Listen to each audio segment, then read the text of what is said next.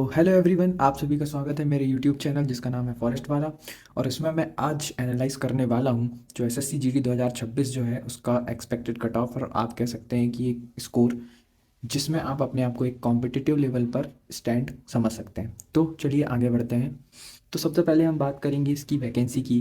तो इसमें इस साल टोटल जो है 25,487 वैकेंसीज़ हैं, और मे बी ये बढ़ भी जाएँ अभी, क्योंकि फाइनल जो है टेंटेटिव वैकेंसी का जो इन्फो है वो अभी आया नहीं है। सो मे बी ये बढ़ जाए। नेक्स्ट हम देखेंगे तो इस बार सीआईएसएफ में लिटरली बहुत बम्पर वैकेंसीज आई हुई हैं, और आई थिंक लोगों की फर्स्ट चॉइस भी यही होती है मोस्टली, क्योंकि सीआईएसएफ थोड़ा सा सोफिस्टिकेटेड जॉब कंसीडर करी जाती है इन सारे सीएपीएफ में। और भी आप देख सकते हैं कई लोग को सीआरपीएफ चाहिए है, बीएसएफ चाहिए है, तो उसमें कितनी कितनी जो वैकेंसीज हैं इस साल जो है आई हुई हैं। और हम देखेंगे तो यहाँ पर मेल के लिए यह 23,467 सीट्स हैं, वहीं फीमेल के लिए 2,020 सीट्स। तो इसमें आप देख सकते हैं। नेक्स्ट अगर मैं बात करूं तो यह एग्ज़ाम कैसे कैसे अभी तक चला है, तो इसकी जो हम ऑफिशियल रिक्रूटमेंट टाइमलाइन की देखेंगे तो उसके बहुत बुरे हाल हैं गाइस। क्योंकि देखा जाए तो यहाँ ये 1 दिसंबर को इसकी जो ऑफिशियल नोटिफिकेशन आई थी, उसके ऑलमोस्ट 5 मंथ्स के जो बाद है इसका जो है हमें CBT 1 मतलब एग्जामिनेशन जो है रिटर्न एग्जामिनेशन देखने मिला था। फिर इसके एग्ज़ाम्स भी काफ़ी मंथ तक चले। लेटर अभी जून में रिसेंटली 15 तारीख को इसकी आंसर की आई है, और आंसर की में सब लोगों ने अपना देख लिया है, और अब एक रिजल्ट का इंतजार कर रहे हैं कि इसका कब रिजल्ट आए और हम अपना पीएसटी और पीईटी के लिए प्रिपेयर स्टार्ट करें। वैसे प्रिपरेशन तो स्टार्टिंग पहले से ही करनी होगी आपको, क्योंकि एट द प्रेजेंट तुरंत में इसकी प्रिपरेशन नहीं हो पाती है, क्योंकि 5 किलोमीटर जो चलना होता है it's not a easy job. Next हम बात करें कि कैसे कैसे ये पैटर्न चेंज हुआ है इस एग्ज़ाम का।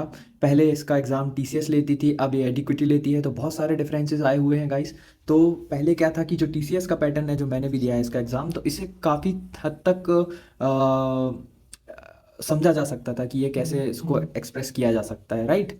जैसे देखा जाए तो पहले जो उसका पैटर्न था वो फिक्स पैटर्न पे चलता था। लाइक अगर मैथ्स का जो है फिक्स पैटर्न के क्वेश्चंस आते थे, रीजनिंग के भी फिक्स पैटर्न क्वेश्चन आते थे, और जीएस के भी इजीली लोग मतलब 14 से 15 तो एटलीस्ट अटेम्प्ट कर लेते थे अगर उन्होंने बहुत अच्छे से पढ़ाई कर रखी है।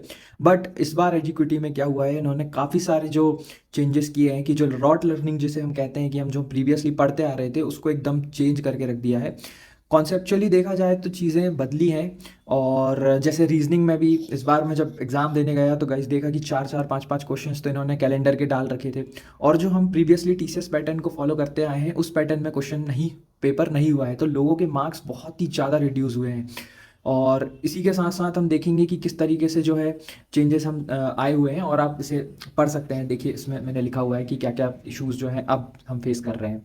नेक्स्ट अगर हम मैथमेटिक्स की बात करें तो जो हमारे रोट टीसीएस के फॉर्मूलेज जो हम रट के जाते थे और हम एग्ज़ाम को क्लियर कर लेते थे और हमारे बहुत अच्छे अटैम्प्ट हो जाते थे, बट इस बार ऐसा नहीं हुआ है। रीजनिंग में भी देखा जाए तो बहुत सारे टॉपिक्स ऐसे हैं जो कि न्यू थे, और लोग उन्हें पढ़ भी नहीं पाए। जब उनका एग्ज़ाम हुआ तो एकदम से उन्हें वो सब कॉन्सेप्ट्स और टॉपिक्स देखने मिले।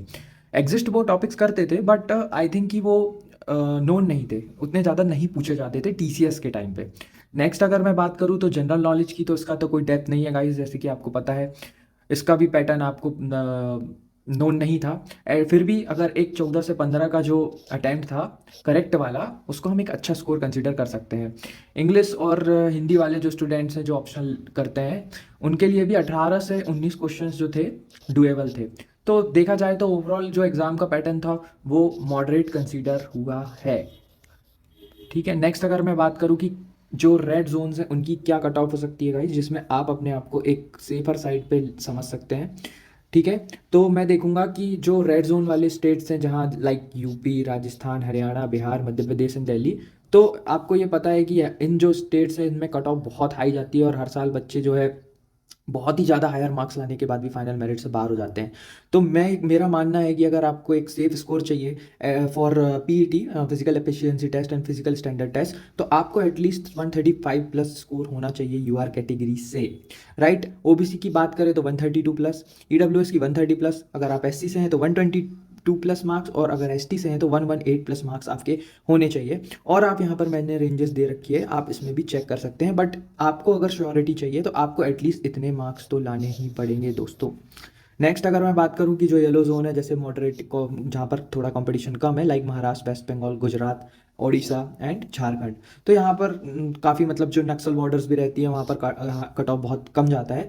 तो आप उसमें भी रिलाय कर सकते हैं। अगर आप इन जोन में आते हैं तो आप इनके अगर इतने मार्क्स हैं तो आप इसमें वर्क कर सकते हैं। देखिए इसमें और जो नॉर्थ ईस्ट के स्टेट हैं, साउथ के स्टेट हैं, वहाँ पर बहुत लो कंपटीशन दिखता है। तो अगर आप इन स्टेट्स से बिलोंग करते हैं तो भी आप यहाँ पर ग्रीन कैटेगरीज में आप अपने जो है एक्सपेक्टेड कट ऑफ देख सकते हैं। चलिए इसी के साथ मैं अपना वीडियो ख़त्म करता हूँ। लाइक कर दीजिएगा, सब्सक्राइब कर दिया। Thank you so much.